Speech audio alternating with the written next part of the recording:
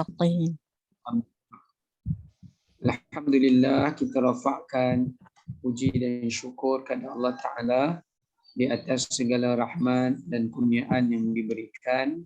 Pada petang ini kita masih lagi diberikan peluang dan keizinan oleh Allah Ta'ala untuk dapat bersama-sama kita berada di dalam pengajian tafsir Suratu Al-Mutaffifin. Jadi untuk petang ini kita akan menyambung pada ayat yang ke-26. 27. 27 Ustaz. Ustaz. Oh, 26 sudah. Dah.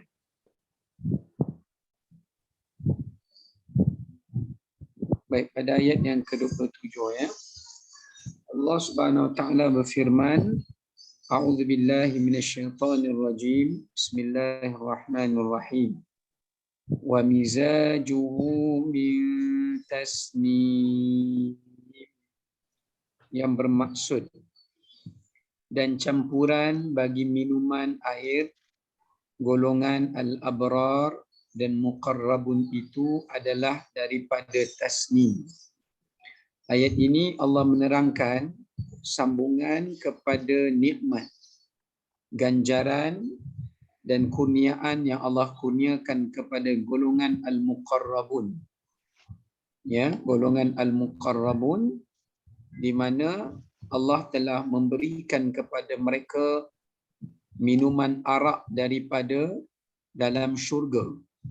Minuman arak daripada dalam syurga, yang mana minuman arak itu kita dah bincangkan sebelum ini, diberi nama sebagai minuman al-khitam.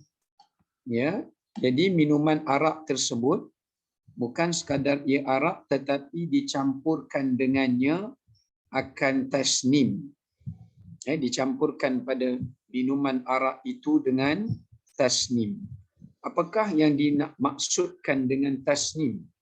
Ya, apakah yang ditafsirkan oleh para ulama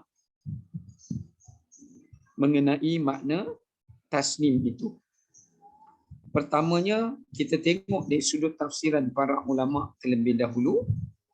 Mereka menyatakan bahawasanya tasnim adalah merupakan salah satu daripada minuman yang terbaik, asyrafus syarab, minuman yang paling terbaik, minuman yang paling mulia bagi ahli syurga, kerana dia adalah minuman untuk mereka yang berada di syurga yang tertinggi.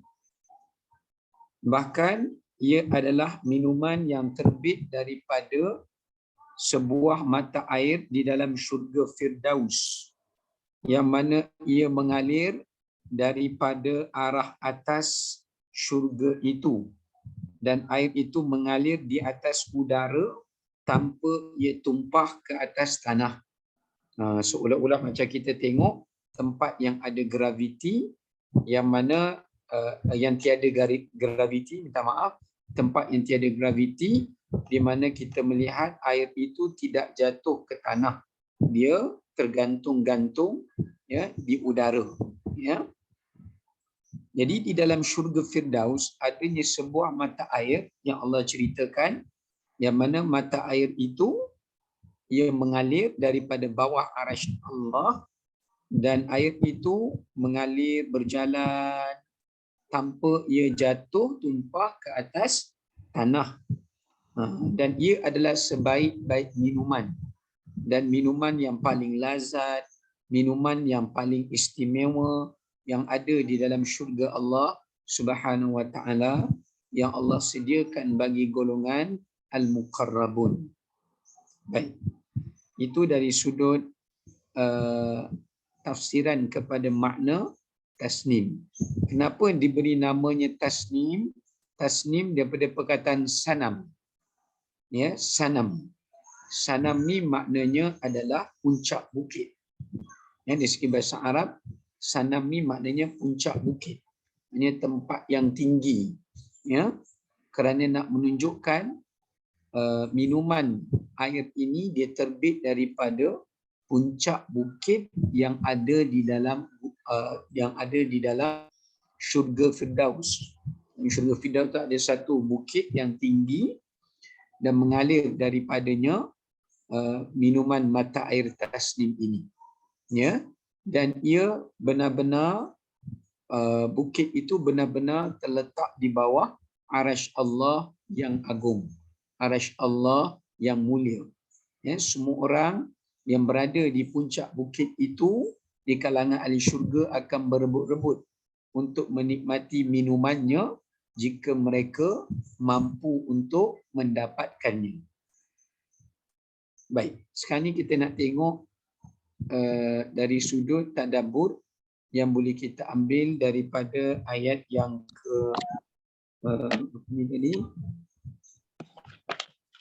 baik, daripada ayat ke-27. Yang pertama, ayat ini menerangkan kepada kita kemuliaan dengan sentiasa dituangkan air atau dialirkan air minuman daripada atas turun ke dalam bekas minuman orang-orang ahli syurga dan sentiasa dalam keadaan terisi. Baik, yang di sini menunjukkan pada kita antara nikmat yang Allah berikan kepada golongan muqarrabun ini bukan sekadar Allah memberi kepada mereka sebaik-baik minuman, selazat-lazat minuman. Tetapi Allah Subhanahu wa taala juga memberikan kemuliaan kepada mereka dengan Allah jadikan air telaga tasnim ini, air minuman tasnim ini sentiasa akan memenuhi bekas-bekas minuman mereka. Ya, sentiasa akan memenuhi dan mengisi di dalam bekas-bekas minuman mereka. Iaitu air itu mengalir daripada udara, kemudian dia turun masuk ke dalam bekas-bekas emas, bekas-bekas perak yang menjadi minuman ahli syurga, dan bila ahli syurga minum, air itu isikan lagi, penuhkan lagi bekas air itu sama-sama dengan ke mana sahaja ahli syurga itu menuju di dalam kebun syurganya. Di dalam kebun syurganya. Baik, ini menunjukkan satu kemuliaan yang Allah Ta'ala beri kepada golongan al-muqarrabun atau kepada ahli syurga ini, sehingga kan mereka tidak perlu bersusah-susah. Mereka tidak perlu berpenat-penat ya untuk mereka mendapatkan air minuman. Ya, sebaliknya air minuman itu akan mudahnya dialirkan kepada mereka dan mereka boleh mendapatkan air minuman itu daripada arah mana sahaja yang mereka ingin menikmatinya. Sama ada ketika duduk, sama ada ketika berdiri, sama ada ketika baring dan sebagainya, maka air itu akan sentiasa dapat dinikmati oleh mereka dan akan sentiasa mengalir dan memenuhi bekas-bekas minuman mereka. Baik. Yang kedua, diberi kepada mereka menikmati minuman di tempat singgahsana yang tinggi. Oleh kerana minuman tasnim ini adalah merupakan minuman yang paling mulia di dalam syurga. Bahkan di dalam minuman yang paling bernilai dan yang paling lazat dan yang paling mahal yang berada di dalam syurga, ya.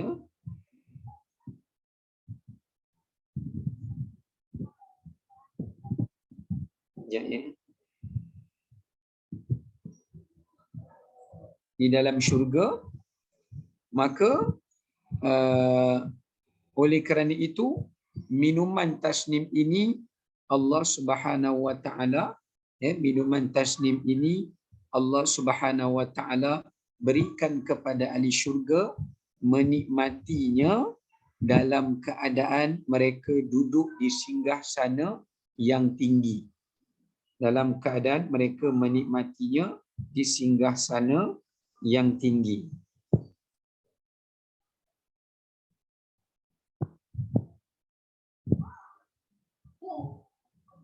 Maknanya mereka bukan sekadar menikmati minuman lazat itu.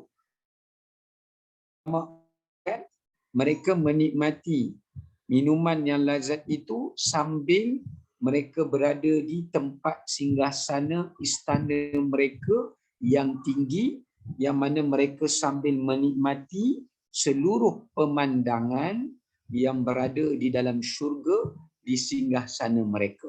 Sebab minuman tasnim ini dia tidak dapat dinikmati di tempat yang rendah. Dia bukan berada di singgasana yang rendah. Ya, dia bukan berada di tingkat yang rendah. Mata air itu tidak mengalir di tempat yang rendah, tapi dia mengalir di tempat yang tinggi.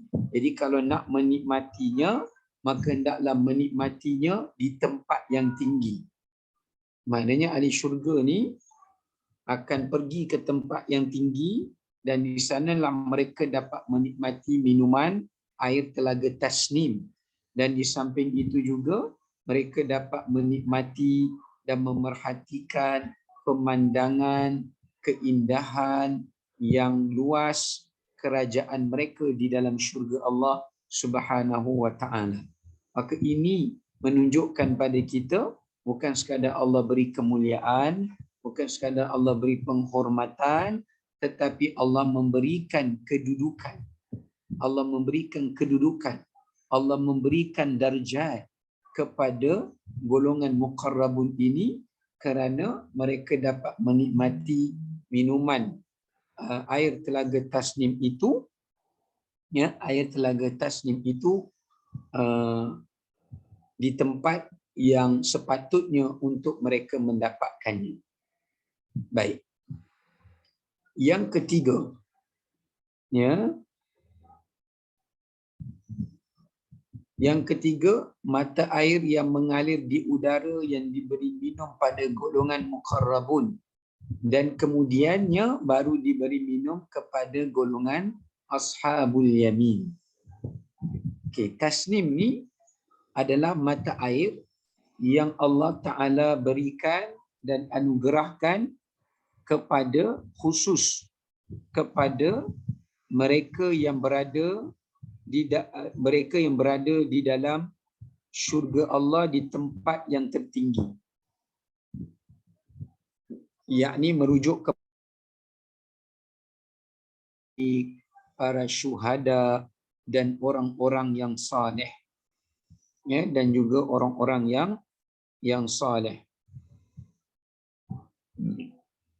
Baik, maka di sini menunjukkan pada kita yang pertama sekali akan menikmati minuman tasnim ini adalah golongan muqarrabun.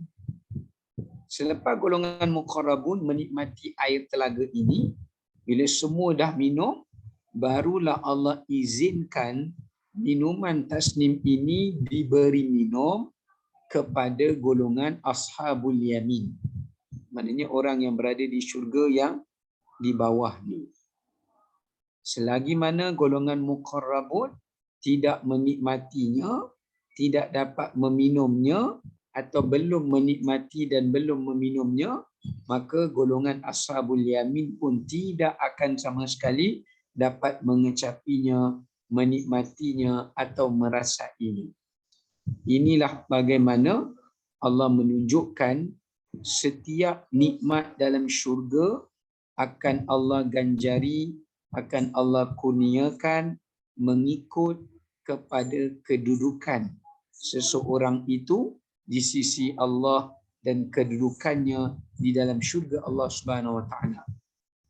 Sebab itu penting untuk kita tergolong di kalangan golongan al-muqarrabun. Ya. Okey, sekarang ni kita nak tengok siapakah apakah sifat, ya, ulama bincangkan apakah sifat golongan al-muqarrabun ini. Apakah sifat golongan al-muqarrabun? Pertama, muqarrabun, dia berasal daripada perkataan qarraba yang memberi maksud orang yang paling hampir dengan Allah pada hari kiamat. Kenapa mereka dinamakan golongan muqarrabun? Yang pertama, kerana mereka adalah yang paling hadapan, duduk di barisan paling hadapan, yang paling hampir dengan Allah Ta'ala dan para rasul dan para malaikat. Dan mereka ini adalah golongan yang berada di bawah, mereka adalah golongan yang paling hampir dengan rahmat Allah dan keampunannya pada hari kiamat. Sebab tu kalau kita tengok, para ulama ada menerangkan kepada kita tentang beberapa sifat golongan al-muqarrabun berdasarkan tafsiran para ulama mufassirin. Yang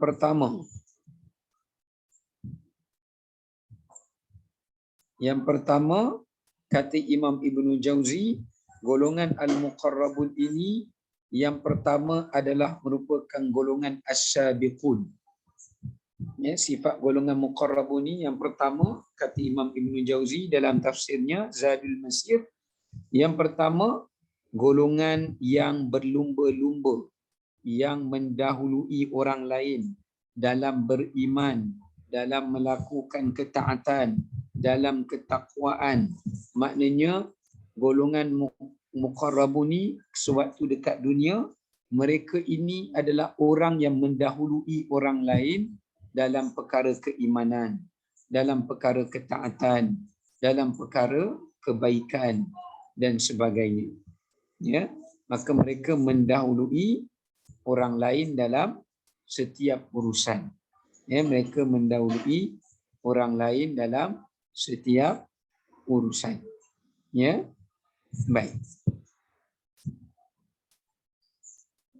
Yang kedua, maknanya dalam perkara-perkara kebaikan, mereka inilah golongan yang terawal. Mereka menjadi contoh, mereka menjadi pelopor. Ya. Yang kedua, ulama mengatakan al-muqarrabun ini adalah mereka yang alladzina sallu, mereka yang salat. Mereka yang salat, yakni salat siangnya dan salat malamnya. Mereka yang memelihara salat siangnya dan salat malamnya. Maknanya dekat sini, mereka bukan berpada dengan salat yang wajib semata, tetapi juga mereka mengerjakan dan menunaikan salat sunat. Mereka tidak berpada hari, tetapi juga mereka mencukupkan dan menambahkan dengan ibadat salat mereka di malam hari. Ini salat tahajud. Ya, jadi mereka tak berpada dengan salat duha atau salat rawatib semata-mata, tetapi juga mereka mengerjakan juga padanya salat tahajud dan salat malam. Yang ketiga, golongan muqarrabun ini adalah mereka yang bersahabat dengan Quran. Mereka selalu membaca Quran, melazimi akan Quran, ya, dan selalu tidak meninggalkan Al-Quran, baik membacanya, baik mengambil pengajaran daripadanya dan iktibar daripadanya atau menghafal dan mengulanginya. Ini golongan yang ketiga. Golongan yang keempat, golongan al-muqarrabun ni yang saya sebutkan tadilah, golongan para nabi, para rasul, para siddiq, para syuhada dan orang-orang yang saleh.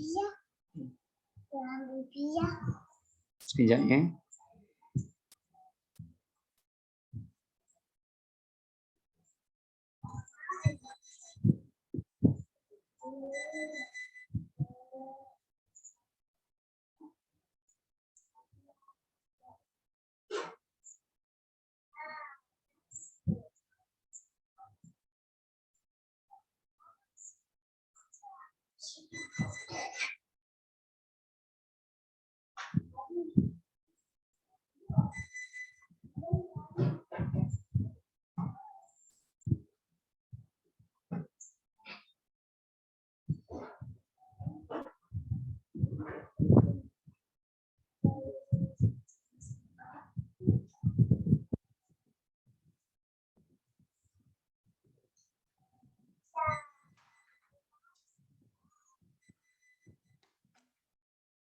Okay, baik, sama balik ya. Okay, yang seterusnya selain daripada para nabi, para siddiq, para syuhada, orang yang saleh, yang seterusnya adalah mereka yang berulang alik ke masjid dan keluar pergi berjihad di jalan Allah. Ini daripada riwayat Uthman bin Abi Saudah menafsirkan golongan al-muqarrabun itu adalah merupakan golongan mereka yang hatinya terpaut pada masjid, berulang alik pergi ke masjid sama ada untuk beribadah, membungkas silaturahim, majlis ilmu dan sebagainya. Dan juga orang yang keluar pergi berjihad di jalan Allah. Ya, mereka yang keluar pergi berjihad dan Allah ni maknanya pergi ke medan perang, ya. Baik. Kemudian juga ditafsir oleh para ulama, golongan al-muqarrabun ini adalah merujuk kepada golongan yang bersegera dan berlumba-lumba dalam melakukan ketaatan dan bersegera dalam memohon keampunan kepada Allah Subhanahu wa taala. Jadi mereka ni golongan yang berlumba-lumba untuk berbuat kebajikan, bukan ibadah saja tapi apa-apa jua bentuk kebajikan. Ya, bentuk kebajikan, pertolongan, manfaat, ya, mereka akan sentiasa berlumba-lumba untuk mengerjakannya dan mendahuluinya ke atas orang-orang yang lain. Baik. Okay, sekarang kita balik semula pada ayat yang berikutnya. Ayat 28 Allah menyatakan ainan yashrabu bihal muqarrabun.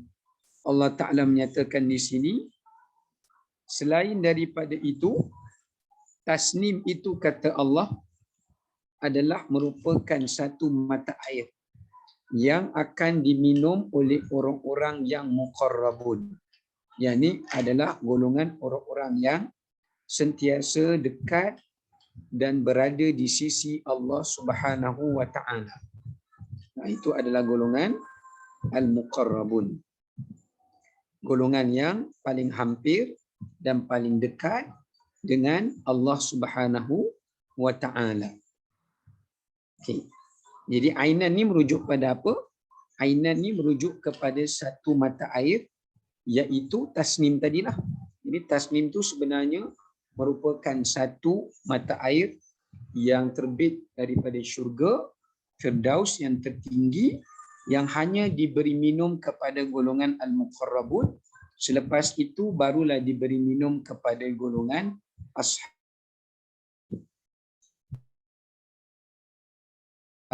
al-yamin. Okey, sekarang kita tengok tadabbur kita yang pertama. Golongan yang paling hampir, siapakah golongan muqarrabun itu? Saya dah sebut sebahagiannya.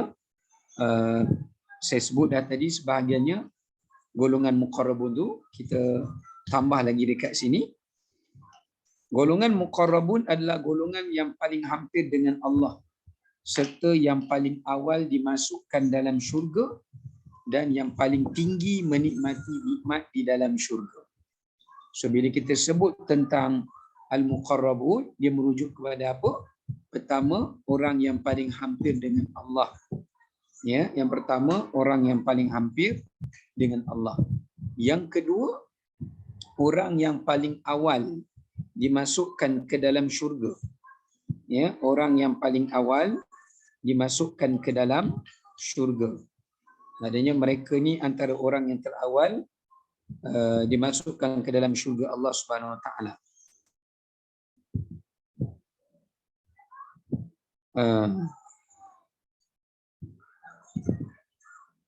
Baik.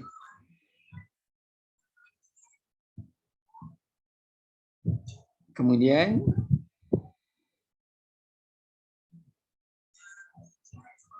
Okey. Kemudian kita tengok dekat sini sifat-sifat golongan al-muqarrabun. Ini ada 9 sifat. Ada 9 sifat yang saya nyatakan dekat sini. Yang tadi kita cerita siapakah golongan itu. Yang ni apakah sifat-sifat mereka tersebut. Yang pertama adalah orang yang beristiqamah. Yang pertama adalah orang yang beristiqamah dalam setiap ketaatan dan kebaikan yang dilakukan. Ya.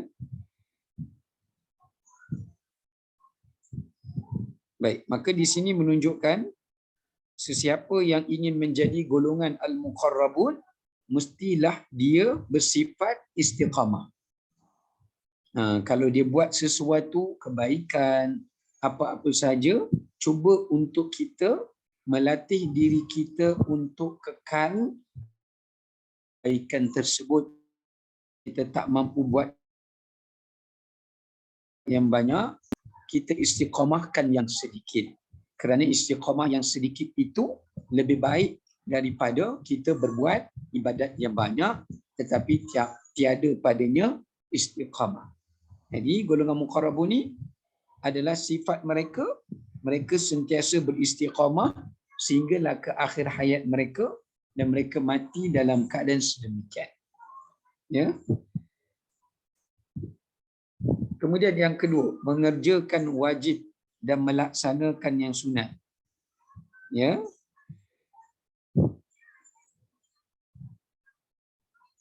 Okey. Selain daripada itu, mereka yang menjadi golongan muqarrabun ini tidak berpada dengan perkara yang wajib saja. Tetapi mereka juga melazimkan diri mereka dengan perkara yang sunat. Ya.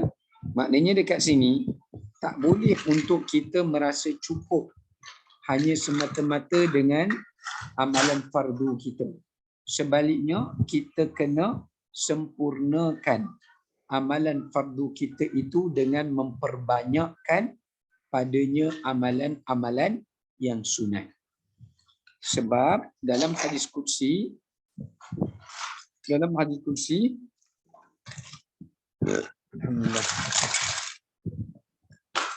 Dalam hadis qudsi Allah Taala ada menyebutkan ma yazalu 'abdi yataqarraba ilayya mimma ahabba ilayhi bima aftaratuhu alayhi. Tidak ada sesuatu yang lebih Allah Taala cintai daripada amalan hamba-Nya melebihi daripada amalan ibadat fardunya. Ya. Tetapi tidak ada yang lebih dapat mendekatkan diri seseorang itu kepada Allah melebihi daripada apabila ia melakukan amalan yang sunat. Ya.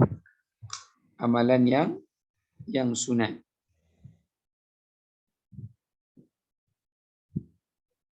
Maknanya di sini menunjukkan kepada kita, ya, menunjukkan kepada kita bahawasanya kalau kita nak diri kita lebih dekat dengan Allah, kita tak boleh mencukupi hanya yang fardu, tetapi dengan yang sunat. Kerana dengan amalan yang sunat boleh menjadikan Allah lebih kasih kepada kita dan Allah lebih cinta kepada kita. Ya, lebih cinta dan lebih kasih kepada kita. Ya. Baik. Kemudian kita tengok kat sini. Sekejap ya. Okey. Yang ketiga, menjauhi segala bentuk larangan maksiat dan dosa. Untuk menjadi golongan al-muqarrabun, mestilah juga menjauhi segala yang haram, segala yang makruh, segala yang syubhat. Ya.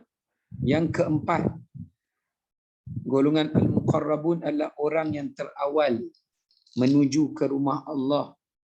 Orang yang terawal yang mengingati Allah. Orang yang terawal yang beribadah kepada Allah.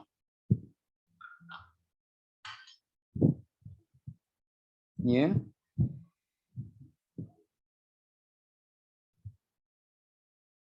Baik. Maknanya dekat sini tidak cukup dengan tetapi mesti meninggalkan kemaksiatan.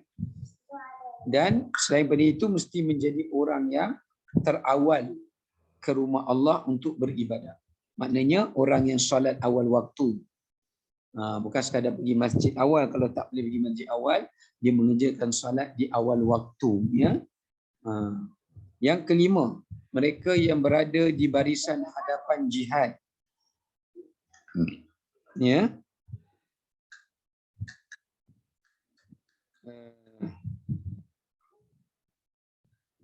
Baik. Berada di barisan hadapan ketika berjihad. Maknanya bila keluar ke medan jihad, ya, apabila dia keluar ke medan jihad, dia berada di barisan hadapan. Dia bukan berada di barisan belakang atau barisan akhir, ya. Bukan berada di barisan belakang atau barisan akhir, tetapi barisan yang paling hadapan.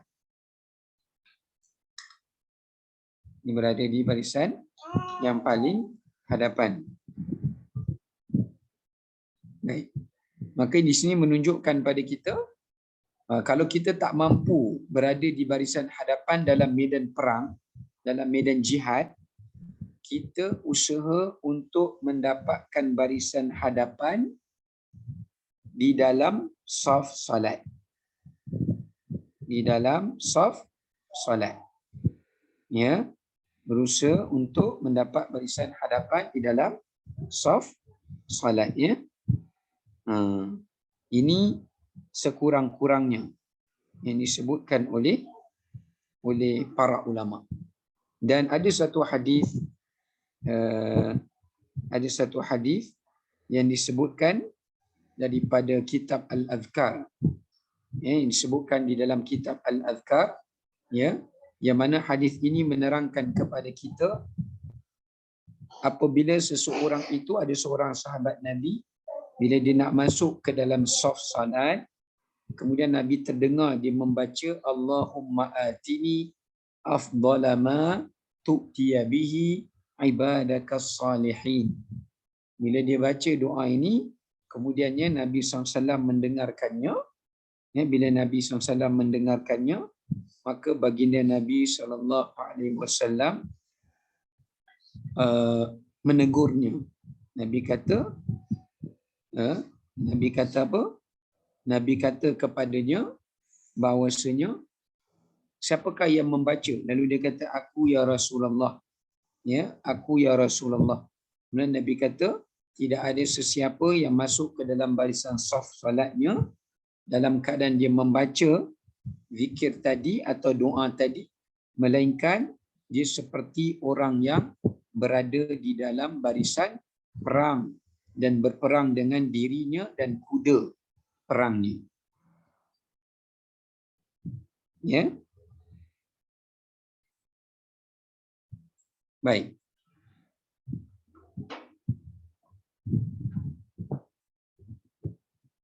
Okey. Kemudian kita tengok yang seterusnya. Mendahului dalam buat kebaikan. Ya. Mendahului berbuat kebaikan. Mendahului berbuat kebaikan. Di sini menunjukkan kepada kita siapakah golongan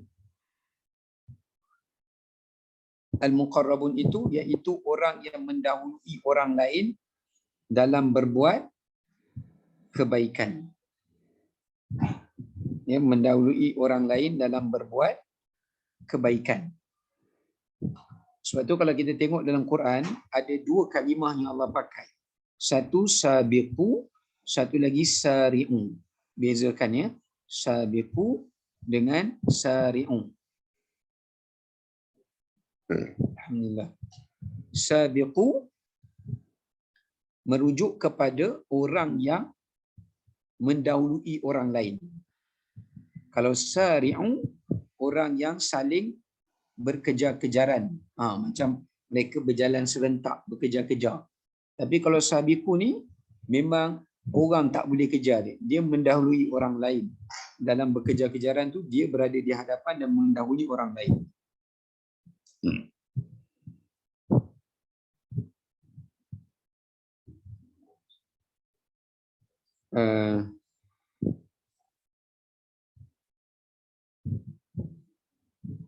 Okey, itu yang pertama ya. Yang ketujuh, bersegera bertaubat. Maknanya mereka juga orang yang menyegerakan bertaubat kepada Allah Subhanahu taala. Mereka bukan orang yang menangguhkan taubat atau menangguhkan meminta ampun pada Allah. Ya, sebaliknya Allah kata dalam surah Al-Imran, Allah kata walladzina idza fa'alu fahishatan aw zalamu anfusahum dzakarullah fastaghfaru lidzunubihim. Ya, dan mereka itu bila melakukan kesalahan mereka segera ingat Allah dan terus mereka meminta ampun kepada Allah. Maknanya mereka tidak menangguhkan berbuat kebaikan, mereka tak menangguhkan berbuat ketaatan dan juga tidak menangguhkan dalam menyegera untuk bertaubat. Yang ke-8, ikhlas dalam amalan. Ikhlas amalan.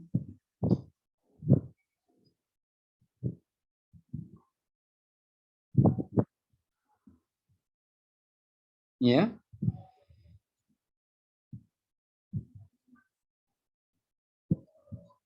Maknanya mereka bukan sekadar beramal,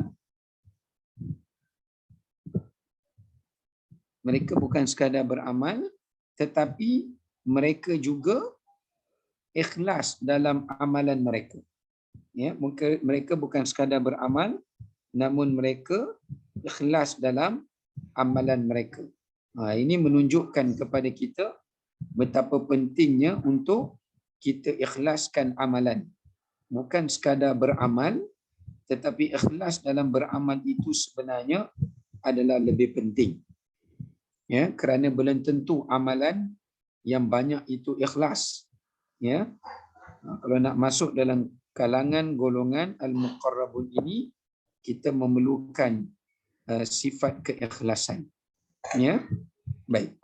Dan yang ke-9 iaitu ihsan dalam ketaatan. Sekejap lagi lah.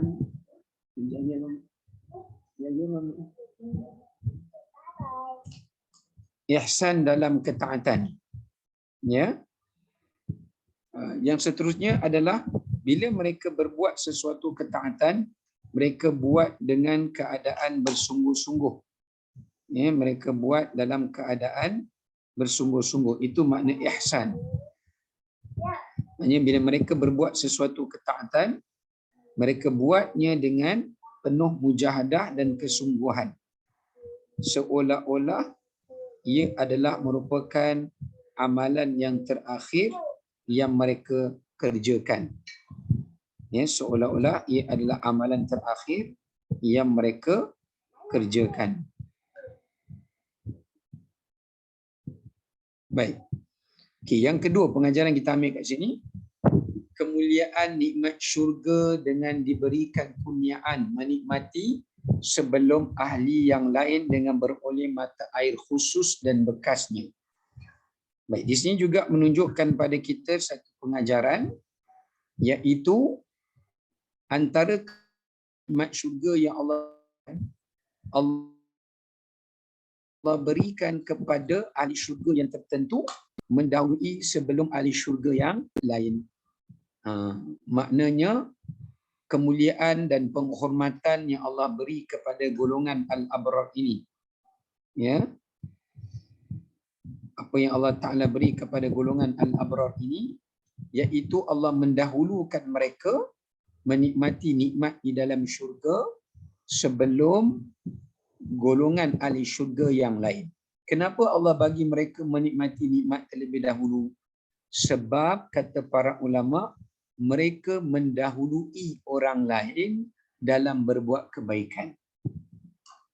Jadi kalau kita nak mendapat kurniaan, mendapat kemuliaan, mendapat ganjaran, mendapat kelebihan, mendahului orang lain, kita sendiri perlu mendahului orang lain dalam berbuat kebaikan. Kalau kita tak mampu mendahului orang lain dalam berbuat kebaikan, maka pada hari akhirat kita tidak akan dapat nikmat dan ganjaran itu mendahului orang lain.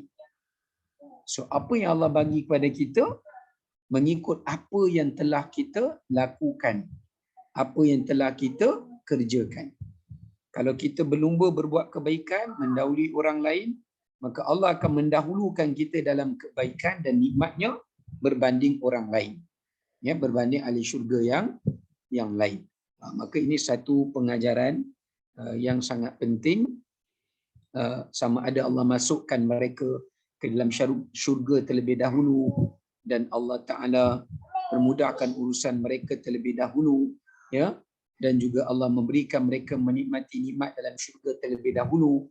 Ini semua adalah kerana sifat sibaq, ya, sifat mereka yang mendahului dalam setiap perkara-perkara kebaikan, ya, tanpa mengambil kira sama ada mereka ini orang miskin ke, orang susah ke, orang berkedudukan rendah ke, atau orang yang tidak memiliki nasab yang mulia. Seperti mana disebutkan di sini dalam sebuah hadis, Allah akan memasukkan di kalangan umatku ke dalam syurga mendahului orang lain adalah di kalangan golongan muhajirin dan di kalangan para fuqara yang mendahului orang-orang lain beriman kepada Allah dan Rasul-Nya. Maknanya bila ditanya kepada Nabi SAW, siapakah umat Nabi yang terawal masuk dalam syurga selepas baginda Nabi SAW, maka baginda jawab di kalangan umatku, yakni golongan muhajirin, sebab muhajirin ini golongan yang mula-mula terima dakwah Nabi sebelum orang lain menerima dakwah Nabi, ya. Dan yang kedua, golongan orang fakir miskin. Walaupun mereka fakir, mereka susah, mereka bukan orang yang bangsawan atau orang yang memiliki kedudukan, tapi mereka mendahului orang-orang kaya, orang-orang senang dalam beriman kepada Allah dan Rasul, maka Allah akan mendahulukan mereka masuk ke dalam syurga Allah 500 tahun lebih awal daripada orang-orang yang daripada orang-orang yang kaya. Sekarang kita tengok ayat yang ke-29. Allah berfirman pada ayat 29, Innal ladzina ajramu kanu minal ladzina amanu yadhhakun.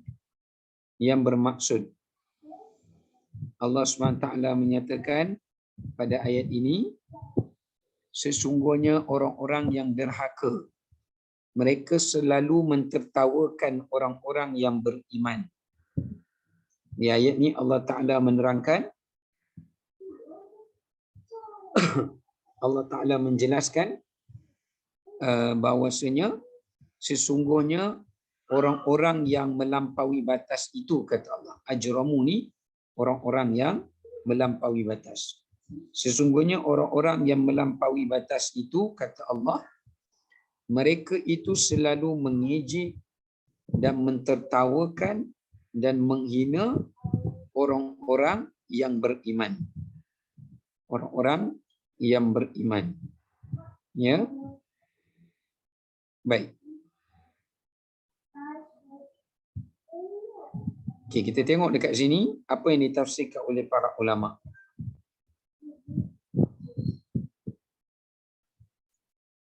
Pertama, perkataan ajramu. Ya, perkataan ijram. Pertama sekali, para ulama menguraikan kepada kita siapakah golongan al-mujrimun. Ya, ijram ni daripada perkataan jaram. Jaram ni maknanya mereka yang melakukan perbuatan kemungkaran dan kejahatan itu dengan secara melampaui batas. Dengan secara melampaui batas. Kalau kita tengok takrifan ulama, ulama kata mereka yang sombong ketika melakukan dosa dan melampaui batas dengan perbuatan dosa itu tanpa merasa takut atau malu dengan apa yang dilakukan. Ini yang disebut oleh para ulama kepada maksud perkataan al-jaram ya, ataupun al-ijram. Baik.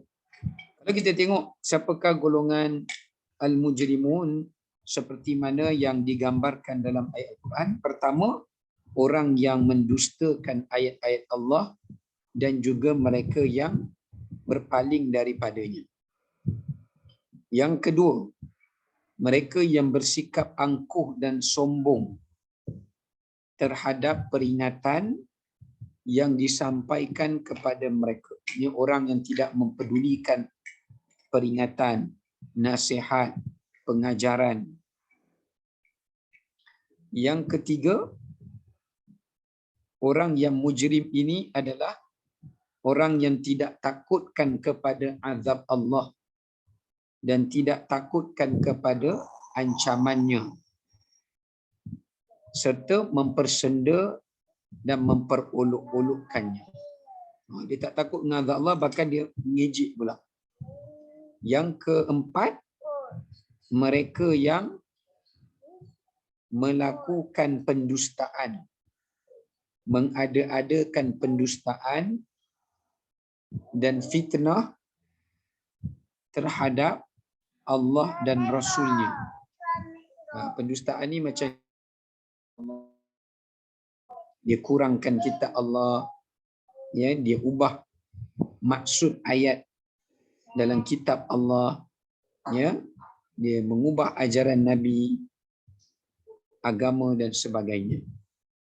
Kemudian golongan mujrim itu lagi Allah ceritakan dalam ayat Al-Quran adalah mereka yang tegar. Mereka yang tegar dalam melakukan perbuatan dosa tanpa merasa takut, bahkan berbangga dengannya. Yang seterusnya, golongan mujrim adalah dalam surah Hud Allah kata mereka yang suka berbuat kezaliman dan menindas orang-orang yang lemah serta mengambil hak mereka dengan secara batil. Yang terakhir, mereka yang tidak mengharapkan ganjaran pada hari kiamat dan mereka yang mencintai dunia. Okey, sekarang ni kita tengok tadabbur daripada ayat yang ke-29. Perbuatan suka menghina dan mempersenda agama dan orang-orang yang beriman adalah perbuatan orang kafir yang memusuhi Islam. Pada ayat ini Allah cerita kepada kita macam mana kita nak mengetahui, ya, bagaimana kita nak mengetahui permusuhan seseorang itu dengan Allah dan Rasul dan agama Islam. Jadi ada dua isyarat yang Allah gambarkan pada ayat ini sebagai tanda permusuhan dan kebencian. Yang pertama adalah menghina, mempersenda dan memperolok-olokkan. Menghina, mempersenda dan memperolok-olokkan agama Allah, ini agama Islam, sama ada dia mengejek Allah, dia mempersendakan Rasulullah SAW, kitab Allah, agama Islam. Ini tanda permusuhan mereka dengan orang Islam. Kalau dia tak menghina, maka kita tak boleh mengatakan orang kafir itu memusuhi Islam sehingga dia menunjukkan permusuhannya. Yang pertama, permusuhannya itu adalah melalui dia mempersenda, mengejek, menghina ya, agama Islam. Yang kedua, dia menindas dan menzalimi orang-orang Islam. Menindas dan menzalimi orang-orang Islam.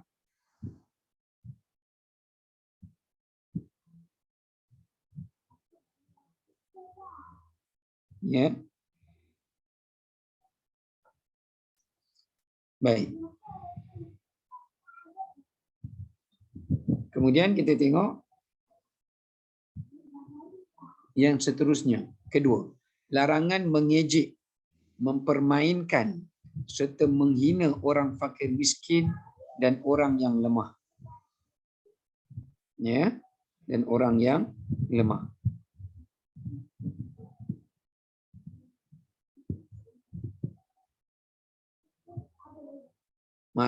Dalam tafsir mengatakan mereka mentertawakan, yadhakun tu, bila setiap kali mereka tengok pengikut Nabi Muhammad SAW, mereka akan mengejek dan mentertawakan pengikut Nabi Muhammad SAW. Kerana mereka kata yang mengikut pengikut Nabi Muhammad ni banyak orang-orang yang miskin, kalangan hamba, kalangan orang susah, ya. Maka di sini menunjukkan kepada kita bahawasanya mereka menghina dan mengejek pengikut Nabi Muhammad SAW kerana kebanyakan mereka adalah di kalangan golongan-golongan yang lemah, ya, dan juga kalangan golongan orang-orang yang hina atau orang-orang miskin atau golongan orang-orang yang tidak memiliki kedudukan, ya, yang tidak memiliki kedudukan. Baik, maka dekat sini menunjukkan pada kita dilarang kita untuk menghina, menghardik, menyakiti dan sebagainya terhadap orang fakir miskin dan terhadap golongan orang-orang yang lemah. Ya, orang fakir miskin dan orang-orang yang lemah. Seperti mana Allah kata dalam ayat Quranul Karim, fa ammal yatima fala taqhar wa ammas sa'ila fala tanhar. Ya. Baik.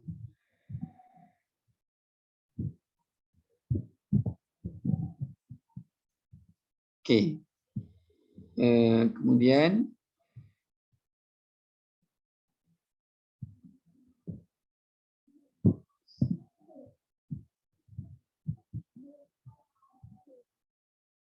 seterusnya kita tengok kat sini yang ketiga, bentuk persendaan yang ditegah oleh agama. Yang pertama, persendakan Allah dan Rasul. Ya, persendakan Allah dan Rasul. Ya, mentertawakan Allah dan Rasul ni menjadikan sumpah, ya. Dalam bab perkara sumpah, dia gunakan sumpah ni sebagai benda persendaan, permainan. Ya, menggunakan sumpah tu sebagai persendaan ataupun permainan. Itu tak boleh. Sebagai alat permainan, alat untuk berdusta dan sebagainya. Ya. Begitu juga mempersendakan Rasul. Ya. Mempersendakan Rasul tu, ya, macam mana mempersendakan Rasul?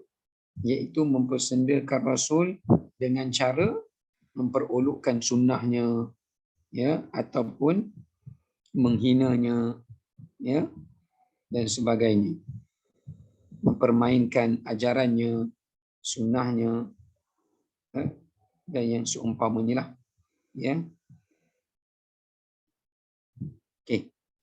Yang nombor 2 tu kita tanggung next kuliah dan next kelas kita, sebab saya nak kena ambil anak sekolah. Minta maaf, ya. Assalamualaikum. Waalaikumsalam, Ustaz. Waalaikumsalam, Ustaz. Okey. Terima kasih, Ustaz.